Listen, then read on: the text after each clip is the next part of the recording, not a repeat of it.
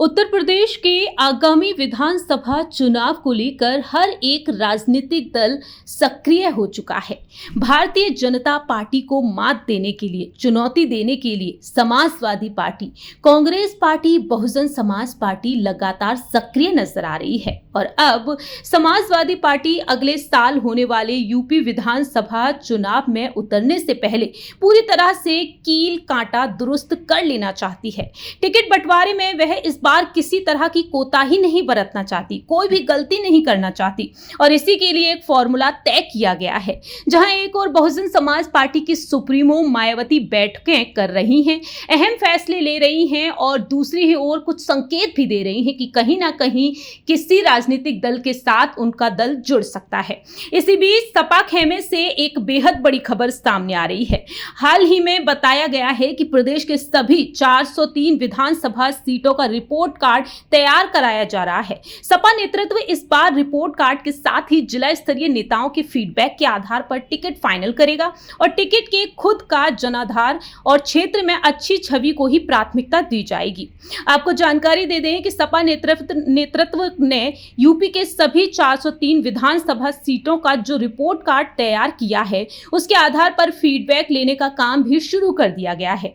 इसके लिए नेताओं को जिम्मेदारियां दी गई हैं। सपा मुखिया अखिलेश यादव इन दिनों जिलेवार नेताओं के साथ बैठकें कर रहे हैं और रिपोर्ट कार्ड के आधार पर स्थानीय नेताओं से फीडबैक भी लिया जा रहा है। इसमें सीट पर पार्टी की स्थिति, टिकट दिए जाने वाले उम्मीदवारों के बारे में जानकारी और पार्टी की कमजोरी, मजबूती के कारणों को पूछा जा रहा है।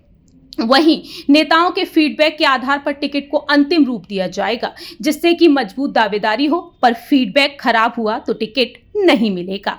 इस तरह से सपा मुखिया अखिलेश यादव अपनी पार्टी को मजबूती देते हुए नजर आ रहे हैं। बताया जा रहा है कि फीडबैक और एजेंसी के सर्वे रिपोर्ट का आपस में मिलान किया जाएगा और इन दोनों के मिलान में जिसकी दावेदारी मतदाताओं की नजर में मजबूत मिलेगी, उससे ही टिकट दिया जाएगा। मायावती जहां एक और तमाम कोशिशें कर रही हैं, मायावती को लेकर कहा जा रहा है कि कहीं ना कहीं वह अपने पुराने नेताओं को अपने दल में वापस लाना चाहती हैं और हाल ही में बैठक में उन्होंने निर्देश भी दिए हैं।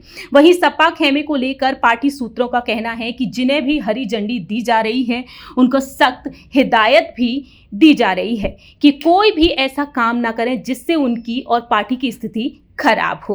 साल 2022 में समाजवादी पार्टी ने चुनाव लड़ा, लेकिन समाजवादी पार्टी चूकती हुई नजर आई। लोकसभा चुनाव में भी वह चूक गई, लेकिन अब सपा अध्यक्ष अखिलेश यादव बिल्कुल नहीं चाहते हैं कि उनकी पार्टी किसी भी हालत में पीछे रहे। देखना दिलचस्प होगा कि इंडिया गठबंधन जो डंके की चोट पर अपनी बात रखता है, वो इंडिया गठबंधन क्या आने वाले दिनों में सपा खेमे को लेकर क्या वाकई में यूपी की सियासत में अब जंग जीतता हुआ नजर आएगा या फिर नहीं।